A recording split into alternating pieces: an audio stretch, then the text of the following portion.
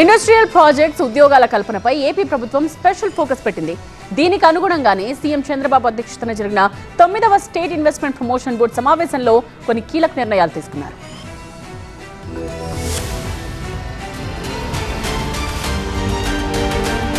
ఏపీలో 20,000 కోట్ల పెట్టుబడులకు సంబంధించి 4 కంపెనీల ఏర్పాటుకి రాష్ట్ర పెట్టుబడుల ప్రోత్సాహక బోర్డు ఆమోదం తెలిపింది. ఈ కంపెనీల ద్వారా 50,000 మందికి పైగా ఉద్యోగ అవకాశాలు లభించబోతున్నాయి. సచివాలయంలో సీఎం చంద్రబాబు అధ్యక్షతన ఎస్ఐపిబి భేటీ జరిగింది. ఈ సందర్భంగా సీఎం మాట్లాడుతూ భవిష్యత్తు పెట్టుబడులు అవసరాలకు తగ్గట్లుగా విశాఖ మాస్టర్ ప్లాన్ ఉండాలని అధికారులకు దిశానిర్దేశం చేశారు. మౌలిక వసతులకు లోటు లేకుండా ప్రణాళికలు అమలు చేయాలని ఆదేశించారు. విశాఖలో పెట్టుబడులకు సిద్ధమైన సంస్థల్లో సిఫీ టెక్నాలజీస్ ఒకటి. 2 ప్రాజెక్టులుగా వివిధ దశల్లో ఏపీలో తమ సంస్థల్ని ఏర్పాటు చేయబోతోంది సిఫీ. మొదటి దశలో 1466 కోట్ల పెట్టుబడులు పెడుతుండగా 200 మందికి ఉపాధి లభించబోతోంది. రెండో దశలో 15,000 కోట్ల పెట్టుబడులతో మరో 400 మందికి ఉద్యోగ అవకాశాలు వస్తాయి.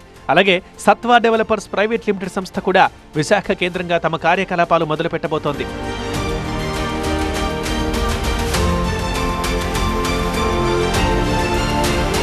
ఈ సంస్థ మధురవాడలో 1,500 కోట్ల పెట్టుబడులు పెడుతుండగా 25,000 మందికి ఉద్యోగాలు లభించబోతున్నాయి. BVM energy residency private limited సంస్థ విశాఖలో మినీ స్మార్ట్ టెక్ సిటీ ఏర్పాటు చేయడానికి రెడీ అయింది. BVM energy and residency private limited సంస్థ విశాఖ పరిధిలోని ఎండాడలో 1,250 కోట్ల పెట్టుబడులు పెట్టబోతోంది. 15,000 మందికి ఈ సంస్థ ఉపాధి అవకాశాలని అందించడానికి సిద్ధంగా ఉంది. ఇక ANSR global corporation private limited సంస్థ మధురవాడలో 1,000 కోట్లు పెట్టుబడి పెట్టేందుకు ముందుకొచ్చింది. దీని ద్వారా 10,000 మందికి ఉపాధి లభించబోతోంది.